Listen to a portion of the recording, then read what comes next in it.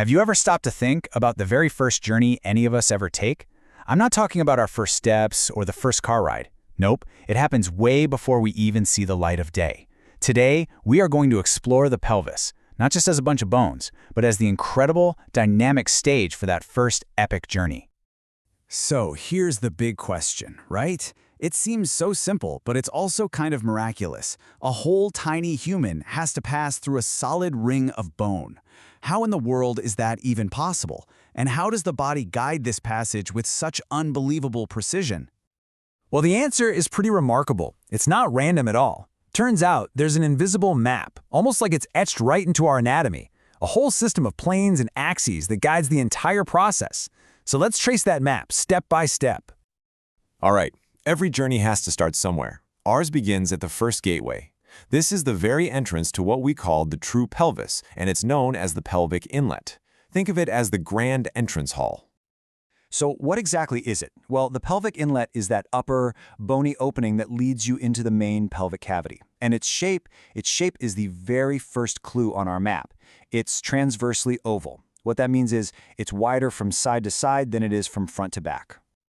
And, like any good gateway, it has really clear boundaries. Back here, you've got the sacral promontory. On the sides, we have the arcuate line, and right up front, the pubic symphysis. Together, these bony landmarks form the complete ring of the inlet. And this is where the action really starts. The key event is a moment called engagement. That's the technical term for when the widest part of the baby's head enters this gateway and officially starts its descent. The journey has officially begun. Okay, so every great journey has its big challenge, right? The part that tests you. For this one, that's the mid-pelvis. It's the narrowest, most critical passage on the entire path. The mid-pelvis is, you guessed it, in the middle of the pelvic cavity. But its other name is way more telling. It's called the plane of least dimensions. This is where things get really, really tight.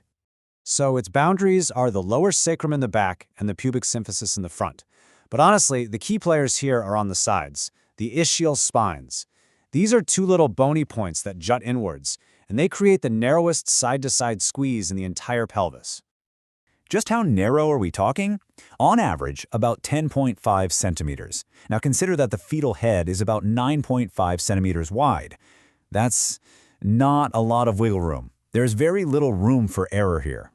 So how does it manage? With a truly brilliant maneuver, rotation. To get through this tight, almost circular space, the head has to turn, usually lining up its longest part with the widest part of the pelvis. It is an absolutely critical pivot in this whole journey. Here, after navigating that narrow passage, we are finally on the home stretch. Welcome to the final exit, the pelvic outlet.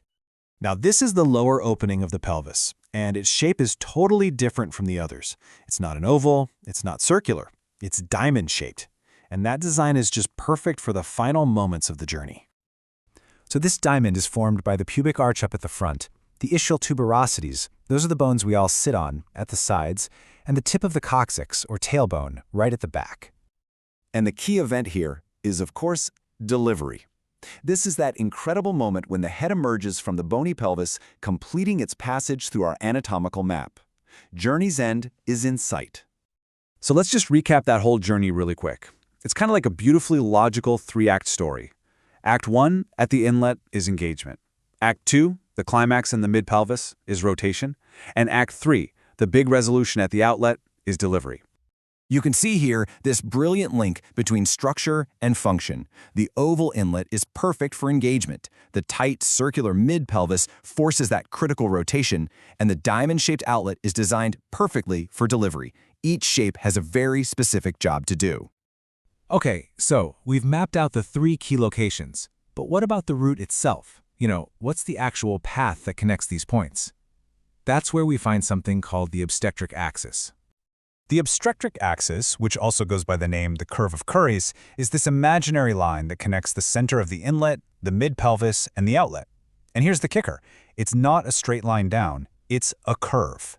This is the actual GPS route the fetus follows. And what does that path look like? Well, the direction of travel goes first downward and backward, and then it curves to become downward and forward. It's this precise, guided trajectory. Honestly, The best way to picture this is to think of it as the body's own brilliant, built-in J-shaped slide. The baby doesn't just fall through. It slides down and around this elegant curve, guided by the very shape of our bones. It's amazing. So this is a totally fascinating piece of biological architecture. But why does understanding this map truly matter? Well, its importance in the real world is immense. For obstetricians and midwives, this map is everything. Seriously, they use it to track how labor is progressing, to spot potential problems, like, say, a mismatch between the baby's head and the pelvis, and to guide their tools if any assistance is needed. Knowing this map inside and out is absolutely key to ensuring a safe journey. So in the end, the pelvis isn't just some static structure, it's a dynamic pathway, an intricate map that's been perfected by evolution to guide our very first journey. And that leaves us with a pretty profound question. This biological map is a masterpiece, for sure, but what happens when the traveler and the path just don't align? That's a challenge that healthcare professionals navigate every single day.